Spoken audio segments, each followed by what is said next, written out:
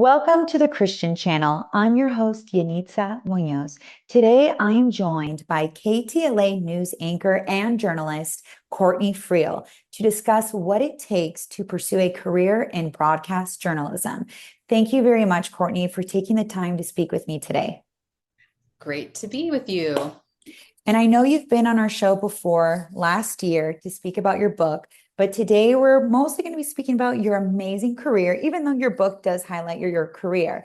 But being that we know there's so many college students or people that would like to pursue journalism in general, that this episode would definitely help guide them. Yeah. And I would love to just send the link to them when they If it ask was for only my that tip. easy. Yes. Well, Courtney, you've had such a dynamic career in journalism. Can you share how your journey first began? Yeah, I'm really blessed because I'm 23 years into it professionally now, but it all started back in third grade. I grew up watching the news in Pennsylvania with my dad, Peter Jennings, and the local ABC affiliate there. And initially, I wanted to do weather, but I just am very curious by nature. So I would always give little live shots in whenever there were cameras around me, or work with the school newspaper, write stories, write or do morning announcements. Everything that my high school had the opportunity in the TV studio to do, I did that. And then I was able to job shadow a real reporter. And then I was able to come to California for this student produced week contest that I had submitted for, which is now defunct. But at 16, I got to come to LA and put on the news with, like, there were 20 of us kids. So that was when I was like, oh, I'm going to move to LA one day. And I just knew that this was the business I wanted to be in. And it's the only thing I've ever done professionally. Are you ready to take your filmmaking career to the next level? Well, the Filmmakers Academy isn't just another online course. It's a full-scale creative mentorship that is built by award-winning filmmakers who guide you through every step of the way. I'm here with Robert Jenkins. So, Robert, tell me a little bit about your experience. Honestly, Filmmakers Academy completely transformed how I approach lighting, directing, and storytelling. The mentorship and the structure pushed me to create at a level that I didn't think was possible. It's hands down the best investment I've ever made for my filmmaking craft. If you're serious about elevating your skills, whether you're in film, TV, or a content creator, this is a place where you should go. Click the link in the bio to learn more and start your journey today. Also, use promo code LegendSmith25, all caps and one word. And what I love about your personality is that not only you're a news reporter, but you're also like one of those news reporters that light up the screen. Like I know you personally, so when you walk into a room, you also light up the room. But Oh, on camera, you're not only beautiful, but you have such a nice, beautiful personality that I feel like sometimes on the news, because I've also done some field reporting and helicopter journalism, as you know, and it's different. Sometimes it's hard to really have a good positive energy when you're reporting something, but with right. you, it's just you just are so positive Myself. I'm and just you are very yourself. authentic. You are very authentic, and I love that about you. So that is amazing. So your initial inspiration was when you were in high school. Yes. Now, many people know you from KTLA. How did that opportunity come about, and what has been the most rewarding aspect of it? That opportunity came about after working at Fox News Channel and Fox 11. So I was a little further along in my career when I took the weekend anchor position, and I also would report 3 days a week. And I did that for 10 years and then decided I want weekends off because I had worked weekends for 20 years. And in doing that, I like quit the full-time job and now I'm freelance. And it worked out great for me because Mhm. I can do other projects, and like I don't have to ask permission to be interviewed by you, but also I work 2, 3 days a week still. So it's a great scenario. And you have more time with your family. Yes. So my kids are 13 and 14 now, and I'm really enjoying getting to be there for them. My son just made the freshman basketball team at his high school. So we had the meeting last night, and I'm like, I'm going to be a sports mom and do this snack stand, and I can take him to all the practices. Because when you're working full time, you have to hire help to do that. Yes. And there's no better parent than yourself, right? Because sometimes hiring the help, you don't know if they're really going to be helping them with their homework or giving them the attention they need. And so I really love that you are taking the time to really be there with your family. You it sounds like you're balancing it all. Being that you are from the East Coast, you moved to California, you have your family here. Do you feel like faith has really helped you have a great balance with family and your other little family member Yes, my and dog just work? got back from the walk. Um, I have always had faith in my life because my parents made me go to Presbyterian church with them every single Sunday until I went to college. And I'm so grateful for that because that's like my core value system. My faith is always developing, and I'm always in constant contact with God. Even when I was using, I'd be like, God, please let me survive and I'll never do this again. Mhm. And for all those who aren't aware, can you tell everybody about your book? Because Oh, well, it'll tie into the what you bottom just line said. on me is I just celebrated 16 years of sobriety.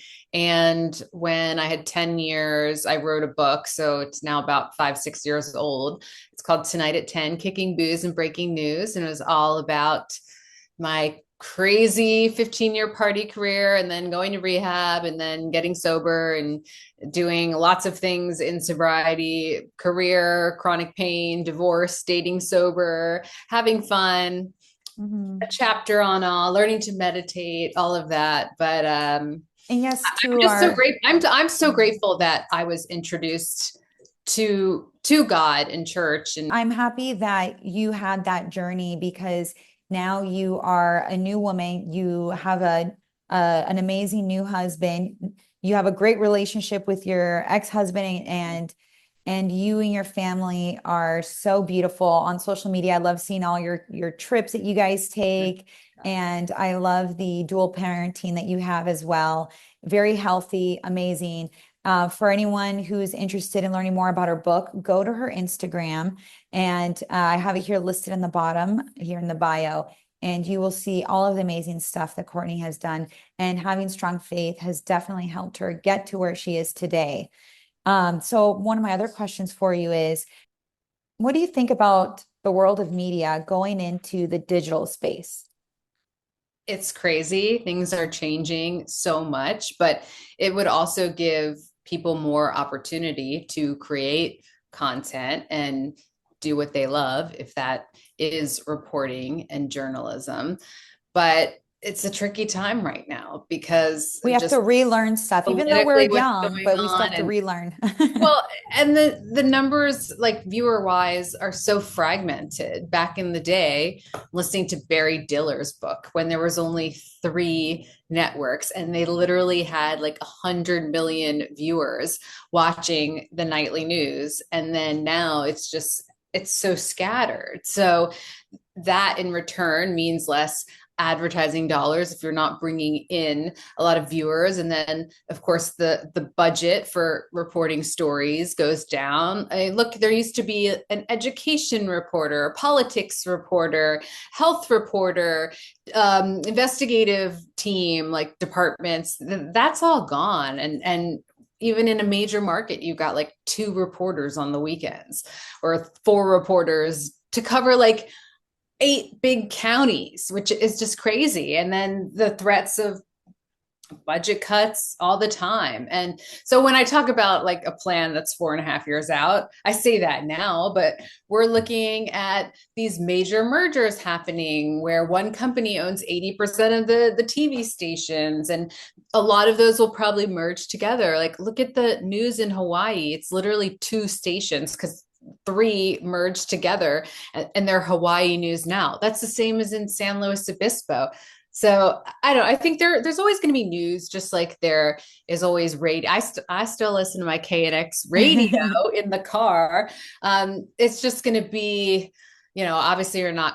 If you out there want to be in news, don't do it for the money, because the money has left the news business, unless you can find a way to do it on Instagram or TikTok, where but then you're kind of like having ads and selling products. And I really haven't ventured into that world yet, as far as like being a news reporter on TikTok. Don't let your retirement savings collapse with the markets.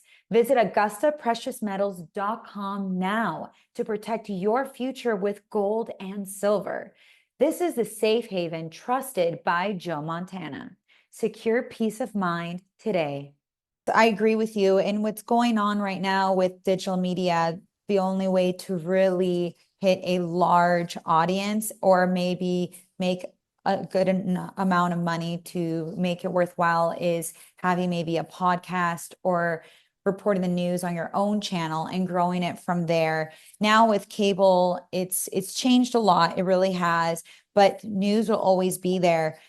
People like to know what's going on. And once you perfect that algorithm on your social media with how you post, and you have the right followers that want to see certain news reports that you do, whether it's a niche that you have, whether it's politics, human rights, fashion, entertainment, the list goes on. With my suggestion to people who really love news, I am old school and still say, hey, go move to the middle of nowhere, do traditional media, legacy media, because you're not, I mean, if you're a TikToker, you're not going to have access to get into the LAPD press conference. There are still credentials that we need as an actual reporter, even with the fires. Like, they weren't just letting any, person with a phone who said they're an influencer go in. No, you had to have legitimate like press credentials. So there is still some value to working in legacy news. Yes, especially like for what you're saying when it comes to breaking news, like with the fires that happened in the Palisades, there was unfortunately a lot of TikTokers and influencers that were there for the clout, and they were trying to get the footage, and which was very sad, because there were so many families that were grieving. They've lost everything, and they had someone trying to get, lots of views. It's still okay to go into the digital media space, because at the end of the day, there's nothing we can do to stop the AI from being here and advancing certain aspects in media. With podcasting too, my advice I would give people is have some money for an ad spend. Ad spend is really how you will go viral, and also help you gain subscribers to your YouTube channel, because you can have the best interview with like the Kardashians and upload it to your channel. You won't get subscribers because of the keywords. So you have to have an ad spend, and also maybe get some affiliate marketing links, something that follows your niche. So if you're a girly girl like Courtney and I, use some cosmetics, some Lululemon here and there.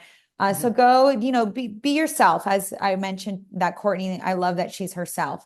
So as long as AI can't do that. AI cannot take us away when you are yourself. AI also can't go knock on doors and get like victim impact statements on things. So, and then also, because I have some weather friends who are playing around with AI, and they've put out like AI forecasts, but it's robotic. So if you're going to want personality, which I know I've always been driven to, like, people I watch and listen to based on their funny comments or whatnot. So that's not going to go away. You can't make AI people like that.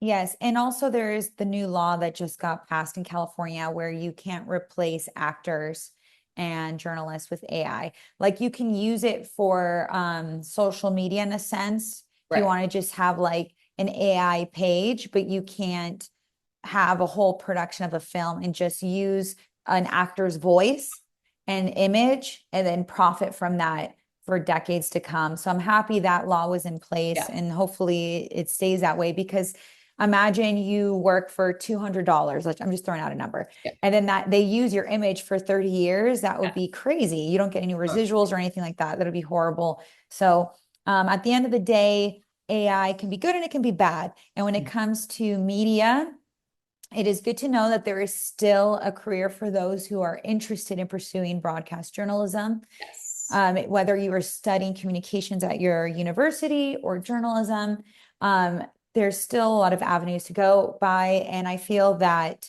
in marketing, because I also work in marketing, marketing's ever changing, and so is media. So you just kind of have to go with the flow.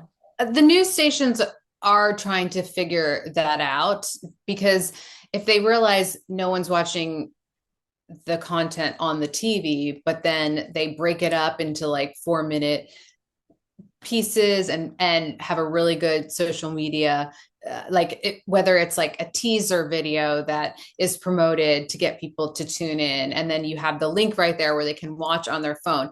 That's just the way things are going to have to go. So even if you want to get the local news experience and move to Montana and do your story for the news, you can also be doing a TikTok report, and you can be blasting out like the segment that aired. I mean, that's how people are mainly watching stuff.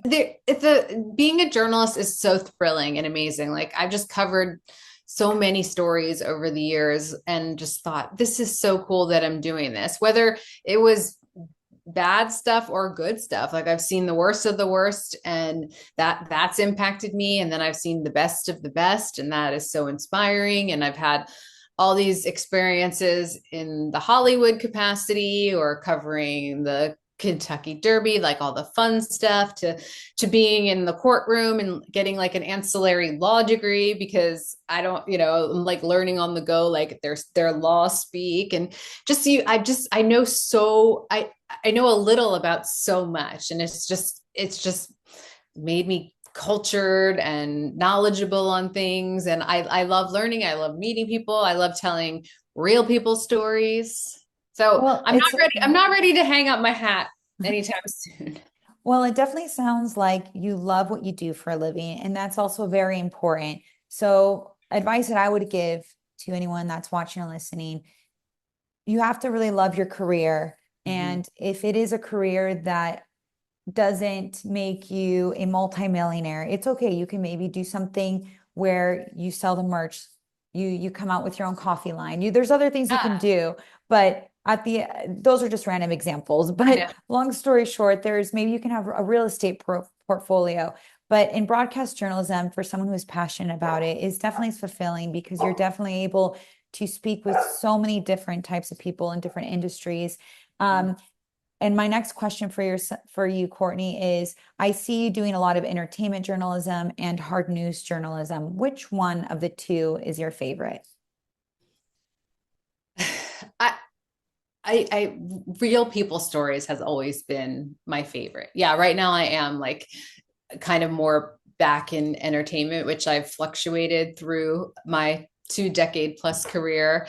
And look, like, that's fun, getting to talk to celebrities and getting to go on the red carpet. But ultimately, those people are paid to give sound bites, and you're not having that connection. So when I'm out in the field, like telling a story about someone who's doing something amazing in the community, usually for a good cause, like those are my favorite types of stories. And then as far as like, I really do still love like breaking news, and it seems wherever I go and travel, news just always follows me. And then my husband's like, oh, you can take the girl out of the news, but not the news out of the girl.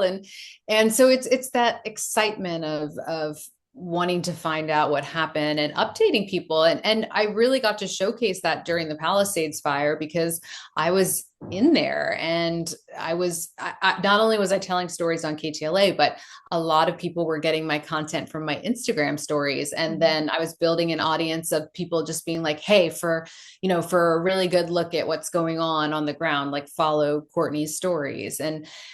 But again, that's not something like I could have done on my own. Like, I had to have my KTLA credentials to get in there, and the cops were very, very strict about it. It was insane. So that, like, if you think you're going to be able to do that type of reporting on your own, like that's kind of not possible unless it's like you're reporting in a stadium where something's happening. But after a crime scene or a big event, access is very limited. So that's where going the news route. But I will say that because news really doesn't pay anything anymore, stations are becoming more amenable to letting talent do other projects. And we're seeing like some of the weather stars, like I'm friends with the rapping dancing weatherman who also works at Fox News Weather.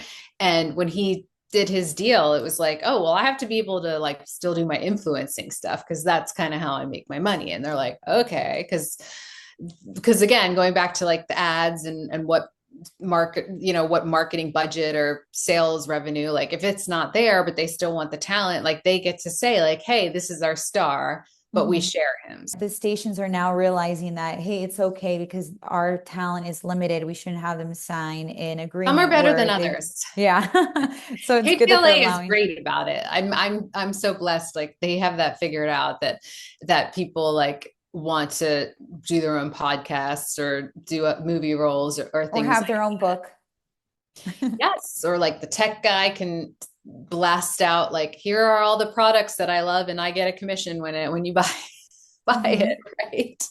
My next question for you is, how do you feel about live news? And can you explain to our audience how hard it can be? And there's a whole level of training behind it as well. Live news is great because when it's over, it's over. And that's the difference between shooting a movie or a TV show where they want to do it 100 times and you lose the authenticity. But live TV can also be scary for some people, of course. It's just, it depends. Like if you're covering a police pursuit or a fire, you just don't know what's going to happen. So it's thrilling, but it's also when you have a limited amount of information and you're trying to talk on the fly, you get people out there that are like, you're being this way, or what you said was dumb. So there's no script. I mean, I remember we're covering the protests, the George Floyd protests, and I just found it amazing that I'd get people saying like, oh my God, you're being so conservative and Republican about this. But then at the same time, people like, oh my God, how dare you be so liberal and whatever. And I remember just making a whole montage of opposing views. And it's just like, I just try to be down the middle and look how people are taking this and how is it they thought this, like, and when it's so opposite.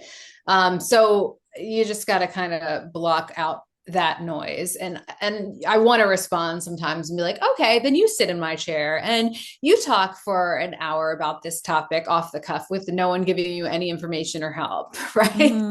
No, most definitely. We're just, if it's like a fire or something or a long pursuit, like we'll get someone in our ear being like, okay, we're going to go to a phoner with this CHP captain, like, his name, but then you're on your own for asking the questions. And that comes with years and years of experience of covering fires and covering pursuits to know like what to talk about, like how to do a pit maneuver and, oh, well, in the past we've seen this. And because like you have to really be like mentally on for that. And look, some days you have a cloudier brain. I know I do. And I'm always like, oh, please no pursuit, please no pursuit, or please no fires. Let's just have an easy, blissful day where I just read the prompter today. Yes. And the interesting part of that is I feel like whenever you are in the public eye, whether it's live news or recorded TV show or social media posts, you're always going to get someone commenting something that is negative. And unfortunately, it's one of those situations because they can't relate to someone like yourself.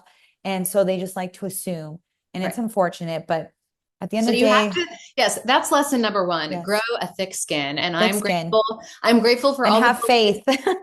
I'm grateful for all the bullies that I had in high school that gave me the thick skin because, yeah, and just knowing like other people's problems with me are their problems, not mine. And I just try to be the best human that I can and down the middle. And I mean, I don't want to take sides. Like I'm actually very open-minded, and I understand that this side feels this way and this side feels this way. And I consider myself completely politically independent, even if like, even, I have to be. So, yeah, I mean, and I just meditate a ton. I feel like meditating just like solves everything. Yes. Meditating slash praying. Did you have any mentors throughout your career?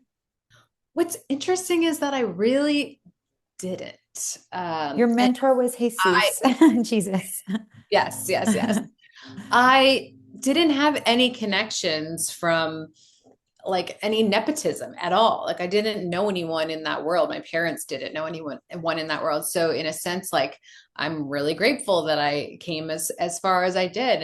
And also like for as many stories as I've heard about consultants being at different Mhm. newsrooms and people being like, oh, well, this, my boss told me I had to do this, or I had critiques on this and that. Like I'm really lucky. I've kind of skated through my career with just being myself. I mean, whether that's at this point, I think like sometimes people are fearful of that, but it's also what people, as far as like executives, but it's also what viewers like about me. I Because I think it's what they like about you too, because you definitely have a television personality about you, which is nice because it's fun, it's bubbly.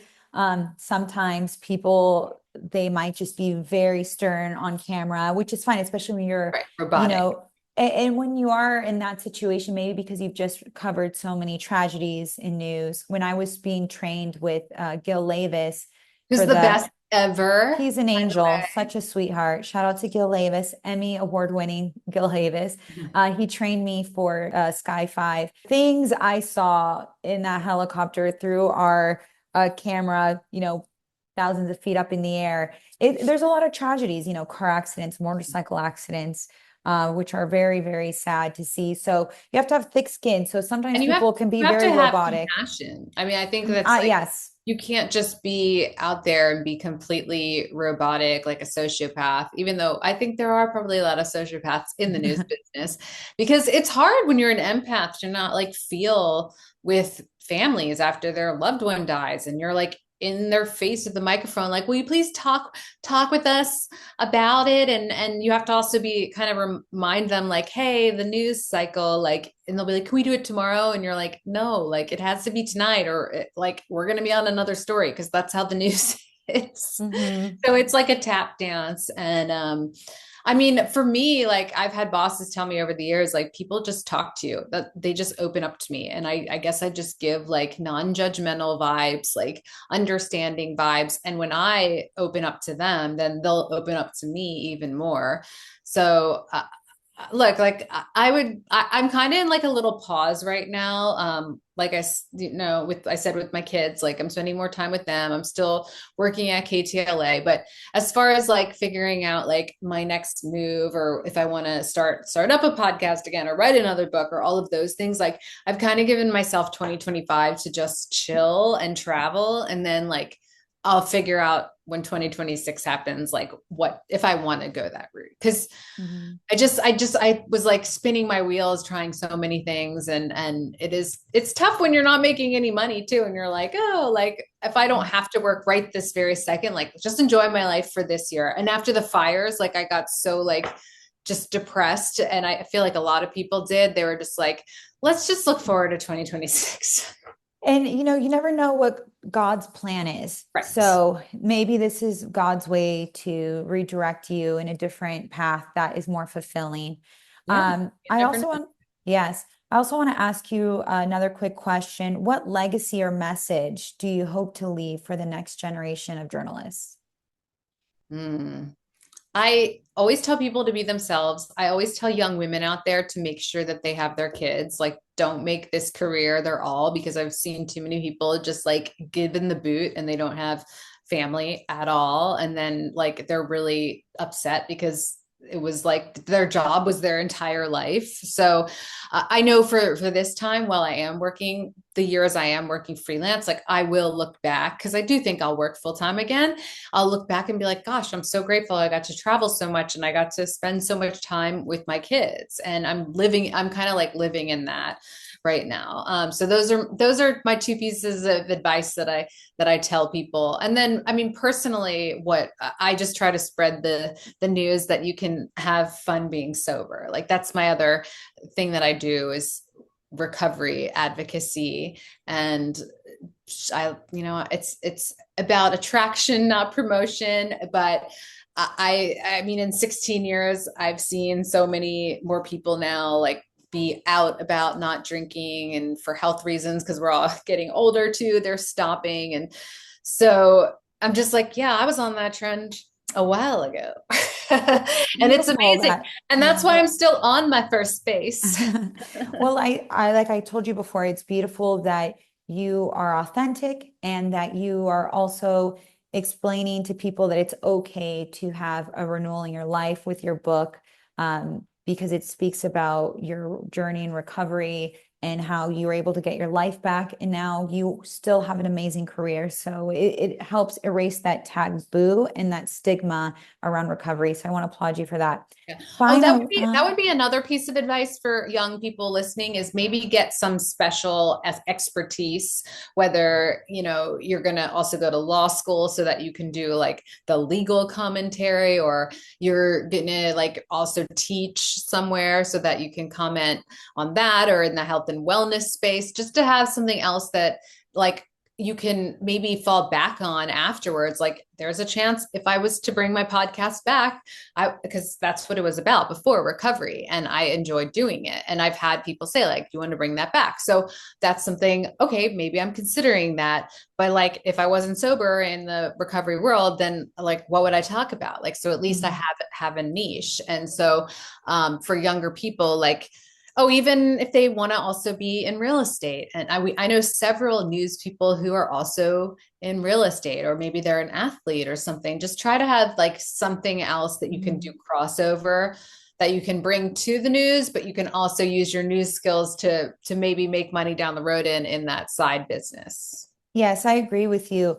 There's so many journalists that I know personally that are getting their Juris Doctorate, or they're getting their Juris Doctor with their MBA, and they might be able to use that. I mean, once they pass the bar, maybe they'll be able to use that for, maybe they'll be in true crime commentary, speaking about legal issues, or they'll be able to have a credible podcast speaking about litigation, or who knows, maybe they'll just cut cold turkey and really enjoy the world of being an attorney, and they'll find their niche, whether it's entertainment, personal injury, the list goes on. So in my experience, in my millennial experience, even though I'm using these headphones that are kind of outdated, I think it's important to be open about career changes no matter what in your life. You never know. I have friends that were school teachers and now they're going to getting their MBA, and they want to be more in the business industry. They want to open or a business, or they want to be a CEO of a corporate company.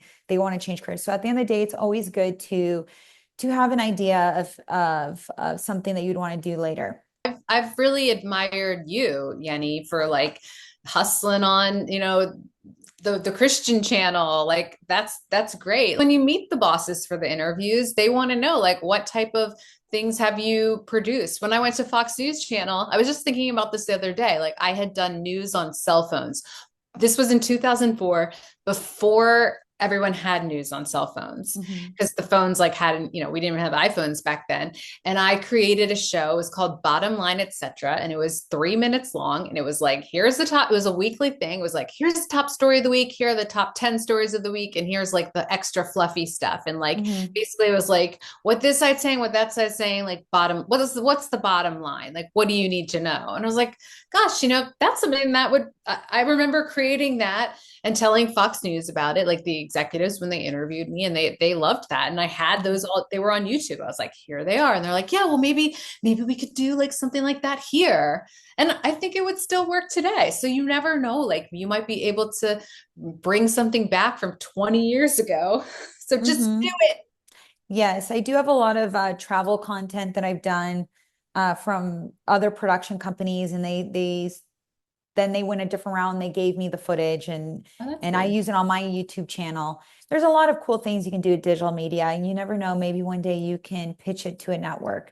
But what I also really love about everything you're up to in your life, you have a big heart, and you have a big belief in Jesus, and that grew up in the church. Your family definitely helped keep you grounded in that, and leads me to my next question. What is your favorite Bible verse? Yes, we have to bring it back to the Christianity because it's Christian network, the Christian channel, which I'm all about, and we don't get to talk about religion really anywhere else, like on the news or anything, and I feel Mhm. like so freaking polarizing these days. Like I'm hesitant to ever even put anything on my social media about it. I'm just like my God loves everyone. Yes. That's my favorite verse, John 13:34. Love one another as I've loved you, so you must love one another. It's just like, it goes back to the first paragraph of the Bible, like God created us all equal, and love thy neighbor. And it's just like, it seems like we really can't freaking do that in this world we're living in right now. So Mhm. that's what I'm just trying to do that on a daily basis.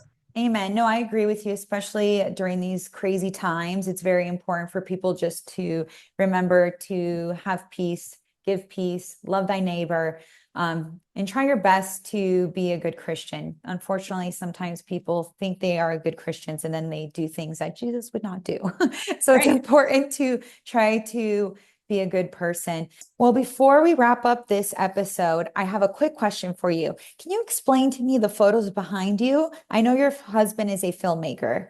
Oh, yes. I decided to shoot this in his office today. So there's lots of Magic Johnson stuff. And that's from Winning Time, which was the show my husband created about the Lakers in the 70s, 80s. And so Jerry Buss is playing, or sorry, that's John C. Reilly playing Jerry Buss.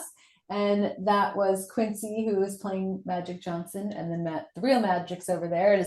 We have tons of basketball paraphernalia all in this room. Like, I can't even. Here, look at this. The Lakers floor. Do you see Oh, all? wow. You These are all pieces behind there of the Lakers floor.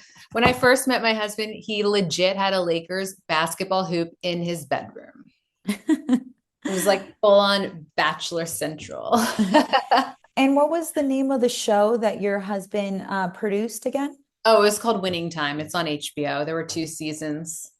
It's kind of like Jerry Buss created modern day basketball. Like, he made it all sexy with the dancers or the cheerleaders and like advertising and all that. And so it was a great show. I don't even like sports, but it was a great show.